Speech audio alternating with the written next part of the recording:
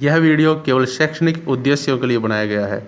यदि इस वीडियो में किसी प्रकार की कोई गलती होती है या किसी को भी ठेस पहुंचती है तो उसके लिए हम क्षमा प्रार्थी हैं। नमस्कार दोस्तों, मैं विजयपाल एक बार फिर से स्वागत करता हूं आप सभी का आपके अपने channel simple maths for you में। दोस्तों, मैथमेटिक्स के इस चैनल में आप सभी का हार्दिक स्वागत है। मैथमेटिक्स की जो नॉलेज है उनको आप तक पहुंचाने के लिए इस चैनल ने काफ़ी हद तक अपने जो काम है उसको दोहराया है और आप सभी ने उसका हमारे काम में सहयोग किया है। तो इसी सिलसिले में चलिए आज का वीडियो शुरू करते हैं। आज का जो वीडियो है वो हमारी कोऑर्डिनेट ज्योमेट्री जो वीडियो सीरीज चल रही है उस पर आधारित है। कोऑर्डिनेट ज्योमेट्री के पहले 16 लेसन हम कर चुके हैं। आज का हमारा जो लेसन है वो 17वां लेसन होगा। पिछले 16 लेसन में हमने कोऑर्डिनेट्स के अलग अलग टॉपिक्स को कवर किया, कोऑर्डिनेट क्या होती है ये समझा और उसके अंदर सरल रेखा और इस तरह से कई तरह के टॉपिक को लगभग सारे टॉपिक्स हमने कवर किए मेन। ठीक है, अब आज के वीडियो में हम 2-3 टॉपिक और छोटे छोटे कवर करेंगे और कोऑर्डिनेट को और अच्छी तरीके से समझेंगे। वीडियो शुरू करने से पहले मैं रिक्वेस्ट करूंगा कि अगर आप चैनल पर नए हैं तो चैनल को सब्सक्राइब कर दीजिए। वीडियो अच्छा लगे तो लाइक करके सभी दोस्तों को शेयर कीजिए ताकि वो भी इसका फ़ायदा उठा पाएँ और हमारे वीडियोस को देखते रहिए और बिल्कुल लाइन से लगातार देखते रहिए, आपको बिल्कुल समझ में आएगा। और कोई भी टॉपिक अगर ऐसा हो जहां आपको डाउट हो तो आप कमेंट बॉक्स में ज़रूर कमेंट करें ताकि हम वो आपका जो डाउट है वो दूर करके उस पर भी एक वीडियो बनाने का प्रयास करें। तो चलिए फटाफट से शुरू करते हैं हमारे आज के टॉपिक। देखिए, आज हम छोटे छोटे 2-3 टॉपिक लेंगे। सबसे पहला जो हम आज का टॉपिक लेते हैं वो हम लेते हैं रेखाओं के कुल का समीकरण ज्ञात करना। क्या ज्ञात करना? रेखाओं के कुल का समीकरण। कुल को यहाँ के हम फैमिली बोलते हैं। कुल को यहाँ क्या बोलते हैं? फैमिली, यानी कि फैमिली ऑफ लाइंस यहाँ पर हमें फाइंड करनी है। Family of lines. देखिए, फैमिली ऑफ लाइंस क्या होती है? वैसे ये बहुत छोटा टॉपिक है लेकिन कई बार पूछ लिया जाता है तो इम्पोर्टेंट है। रेखाओं के कुल यानी फैमिली ऑफ लाइंस। लाइंस का मतलब क्या होगा? यहाँ पे 2 या 2 से अधिक लाइंस होंगी और उनकी फैमिली का हमें समीकरण जो है फाइंड करना होगा। तो यहाँ पर हम 2 इक्वेशन मानते हैं। पहली इक्वेशन हमने मानी कि a1x प्लस b1y और प्लस c1 इजिकल टू 0। ये हमने मानी पहली इक्वेशन। ठीक है, ये जो इक्वेशन है इसमें a1 b1 c1 वैल्यूज़ हैं, x और y कोऑर्डिनेट्स हैं। ये जनरल फॉर्म है, व्यापक रूप। जैसा आपने देखा पिछले वीडियोज में भी इसी तरह से हमने जो इसकी रेखा की समीकरण थी वो इसी रूप में लिखी थी। तो ये एक लाइन होगी। दूसरी जो लाइन है वो हमने मान ली a2x प्लस b2y और प्लस c2 इजिकल टू 0।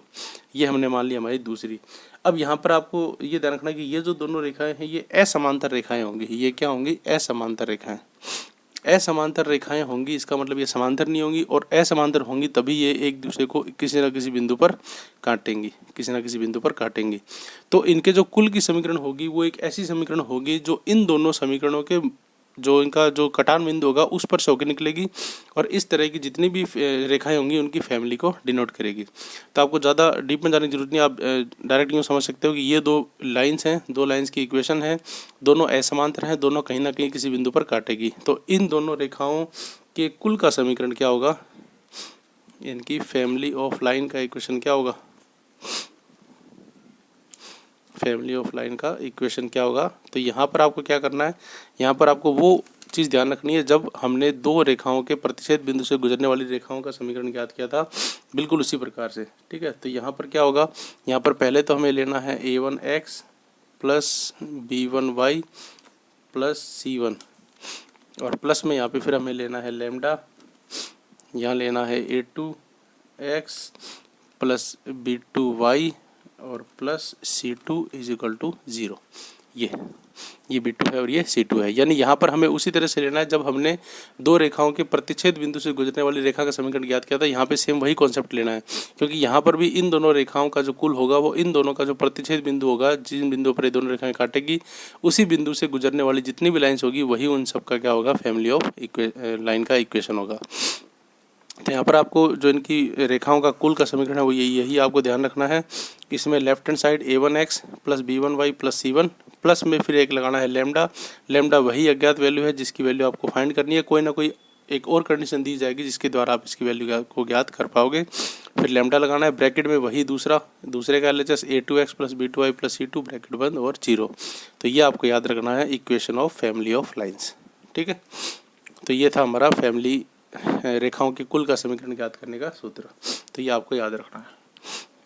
वैसे छोटा टॉपिक है लेकिन ये इंपॉर्टेंट है, कई बार पूछ लेते हैं। अब चलते हैं हमारे दूसरे टॉपिक की ओर, नंबर 2 नंबर 2 में आज हम देखेंगे अर्धकों के समीकरण याद करना। अर्धकों के समीकरण, या इसको हम समद्विभाजकों के समीकरण भी बोल देते हैं कई बार। क्या बोलते हैं? समद्विभाजकों के समीकरण।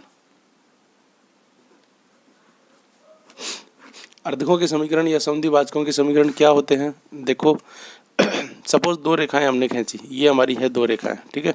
जैसे ये हमने इक्वेशन लिए तो दो रेखाओं की, यहाँ पर मैं आपको डायग्राम से बता रहा हूँ। ये हमने दो इक्वेशन खींची जो क्या कर रही है, इस बिंदु पर कट रही है, ठीक है। अब यहाँ पर आप ध्यान से देखो, जब इस बिंदु पर कट रही है तो यहाँ पर कुछ कोण बन रहे हैं, ये वाला कोण और ये वाला कोण, एक ये कोण और एक ये कोण, ठीक है। अब यहाँ पे देखो ये दोनों कोण तो बराबर होंगे, बिल्कुल एक जैसे। तो एक तो मैं ये वाला कोण लेता हूँ और ये दोनों कोण भी बराबर होंगे क्योंकि शीर्षाभिमुख कोण होंगे। तो एक मैं ये वाला कोण लेता हूँ। तो इस तरह से जब दो रेखाएं काटेंगी तो दो कोण बनेंगे, एक तो ये वाला और एक ये वाला। ये वाला मैंने इसलिए लिया क्योंकि ये दोनों बराबर होंगे, तो इनमें से कोई भी एक ले लेते हैं। और ये वाला इसलिए लिया क्योंकि ये दोनों बराबर होंगे, ये ले लेते हैं।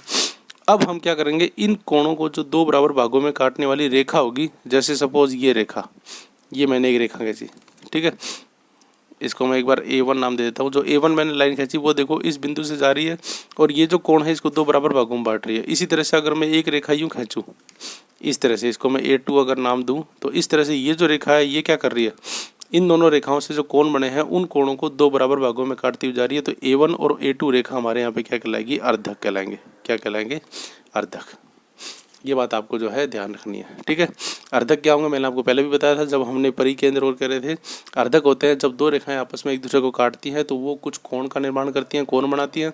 उन कोणों के जो अर्धक होती हैं वो रेखाएं होती हैं जो उन कोणों को दो बराबर भागों में बांटे। अब चूंकि कोण दो प्रकार के बनते हैं, एक बड़ा अधिक कोण और एक छोटा न्यून कोण। तो अधिक कोण को काटने वाला एक अर्धक और न्यून कोण काटने वाला दूसरा अर्धक, दोनों की अलग अलग रेखाएं हमें प्राप्त होती है, उन्हें ही हम क्या बोलते हैं, अर्धक। तो ये जो अर्धक प्राप्त हुए हैं, इन अर्धकों का समीकरण ही हम ज्ञात करने का जो सूत्र है, जो तरीका है, वो हम देखेंगे। क्या होता है तरीका, ये तो आपने देखा कि अर्धक क्या होता है। अब हम देखेंगे इन अर्धकों के समीकरण ज्ञात करने का तरीका क्या होता है, ठीक है। तो यहाँ पर दो रेखाएं आपको दे रखी हैं, वही हमने मान लिया, माना रेखाएं, जो दो रेखाएं आपको दे रखी हैं वो रेखाएं क्या है, वो रेखाएं हैं, मान लेते हैं A1x प्लस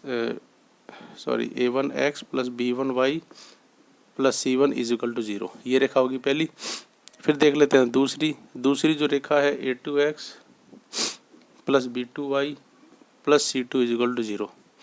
जो रेखाएं हम मानते हैं आमतौर पर वही हमने मानी है, A1x B1y और C1, A2x B2y और C2, ये दोनों रेखा हमने मान ली। इन दोनों रेखाओं से बनने वाले अर्धकों का जो समीकरण होगा वो क्या होगा, आपको याद रखना है। देखो बिल्कुल सिंपल है, आप उसी तरह से याद रखना है। A1x plus B1y plus C1, पहले तो उसी का लेफ्ट हैंड साइड बट्टे में A1 square plus B1 square का रूट। ये देखो जो A और B1 की वैल्यू है x और y के साथ, उनका स्क्वायर करना है और इनका रूट करना है, ठीक है। Is equal two plus minus, फिर आपको लगाना है प्लस माइनस।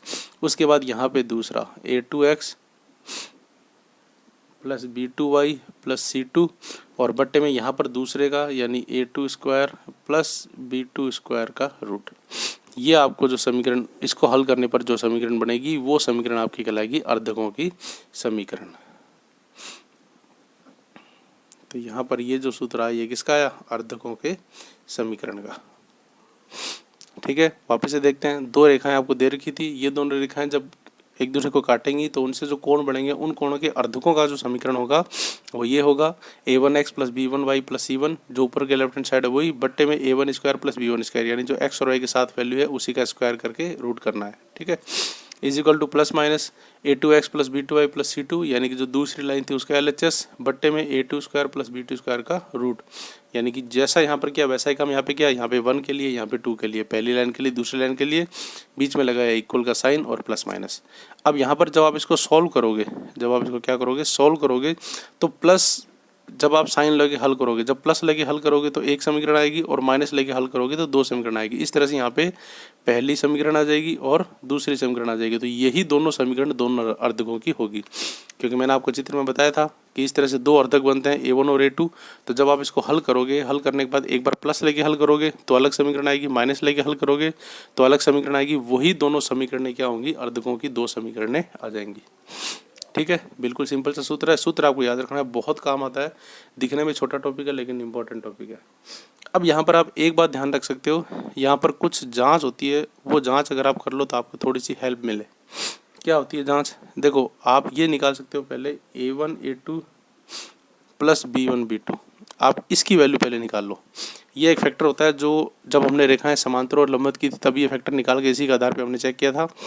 तो यहाँ पर A1 A2 plus B1 B2 ये एक फैक्टर होता है। जब आप इसकी वैल्यू पहले निकाल लेते हो तो उससे कुछ जांच हो जाती है, जिससे आपको इसको सॉल्व करने में आसानी मिलती है। कैसे? A1 A2 plus B1 B2 का वैल्यू निकाल लो। अगर ये वैल्यू ग्रेटर देन 0 है, अगर ये वैल्यू क्या है, ग्रेटर देन 0, सपोज इसकी वैल्यू क्या आ गई, ग्रेटर देन 0, तो जब आप प्लस लेके हल करोगे और माइनस लेके हल करोगे, जब प्लस लेके हल करोगे तो जो अधिक कोण होगा उसका अर्धक आएगा। जब आप प्लस लेके हल करोगे तो अधिक कोण का अर्धक आएगा, और जब आप माइनस लेके हल करोगे तो न्यून कोण का अर्धक आएगा। ठीक है, यानी जब आप इस फैक्टर के थ्रू पहले जांच करते हो, A1 A2 plus B1 B2 आपने निकाल लिया, उन दोनों को जोड़ के आपने ग्रेटर देन 0 यदि वो आ रहा है तो इसका मतलब जब ग्रेटर देन 0 आ रहा है तो आप यदि प्लस लेके हल करोगे तो वो अधिक कोण का अर्धक आएगा, और माइनस लेके हल करोगे तो वो न्यून कोण का अर्धक आएगा। ठीक है, अधिक कोण न्यून कोण मैंने आपको बताया था। ये देखिए, एक कोण तो बनेगा बड़ा, तो जो बड़े कोण का अर्धक है वो अधिक कोण का अर्धक, और जो छोटे कोण का अर्धक है वो न्यून कोण का अर्धक। तो इस प्रकार से ये चीज़ होगी। और यदि इसमें थोड़ा सा उल्टा आ जाता है, यानी अगर आपने A1 A2 plus B1 B2 ये निकाल लिया और इसकी वैल्यू लेस देन 0 आ गई, इसकी वैल्यू क्या आ गई, लेस देन 0, 0 से कम, तो ये उल्टा हो जाएगा। तो प्लस लेने पर फिर आपके पास आएगा न्यून कोण का अर्धक, तो फिर प्लस लेने पर क्या आएगा, न्यून कोण का अर्धक, और माइनस लेने पर आपके पास आएगा अधिक कोण का अर्धक।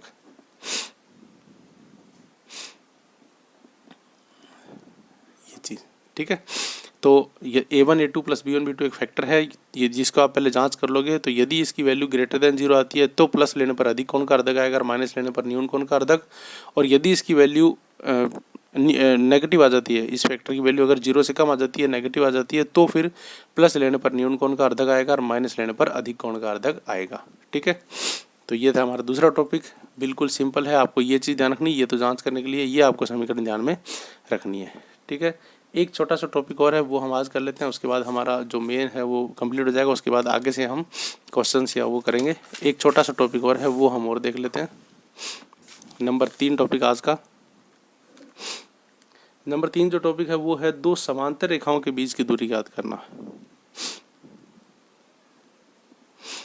दो समांतर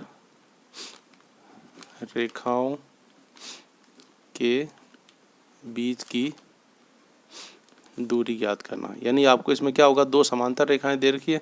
आपको पता है कि समांतर रेखाएं क्या होती है, जिनकी ढाल समान हो, जिनकी स्लोप क्या हो, समान, जिनकी ढाल जो है वो क्या होती है, समान होती है, बिल्कुल एक समान होते हैं। इन दोनों के बीच की जो दूरी होती है ये हमेशा बराबर होती है, और ये दोनों रेखाएं कभी नहीं काटती, आपने छोटी क्लासों में पढ़ा है। ठीक है, समांतर रेखाएं वे रेखाएं होती हैं जो एक दूसरे को कभी नहीं काटती, और इनके बीच की दूरी हमेशा सेम रहती है, बदलती नहीं है। तो इसी को हम क्या बोलते हैं, बीच की दूरी। यही हमें यहाँ पे ज्ञात करना है। तो यहाँ पर ये कैसे ज्ञात करोगे, सपोज आपको दो रेखाएं दे रखी हैं, वही पहली रेखा मान लेते हैं A1x plus B1y plus C1 बराबर 0, और दूसरी रेखा हमने मान ली A2x plus B2y plus C2 बराबर 0। ये दोनों रेखाएं हमने मान ली। तो इनके बीच की जो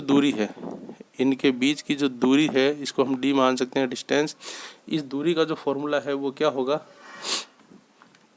C1 बट्टे में A1 square plus B1 square का रूट माइनस C2 बट्टे में A2 square plus B2 square का रूट। बस ये आपको ध्यान रखना है। ठीक है, और इसका हम मॉडुलस ले लेते हैं। मॉडुलस का मतलब यदि नेगेटिव भी आए तो आपको क्या लेनी है, पॉजिटिव लेनी है। ठीक है, तो ये हो गया दूरी का सूत्र, जो आपको दो समांतर रेखाओं के बीच की दूरी ज्ञात करने में मदद करेगा। तो ये आपको सूत्र याद रखना है, बिल्कुल सिंपल है। दोबारा देख लेते हैं। दो समीकरण आपको दे रखी हैं, दोनों समांतर रेखाएं हैं। ये दोनों क्या हैं? समांतर रेखाएं, यानी कि पैरेलल लाइंस। पैरेलल लाइंस आपको दे रखी है। a1x plus b1y plus c1 is equal to 0, a2x plus b2y plus c2 is equal to 0। दोनों के बीच की दूरी आपको निकालनी है।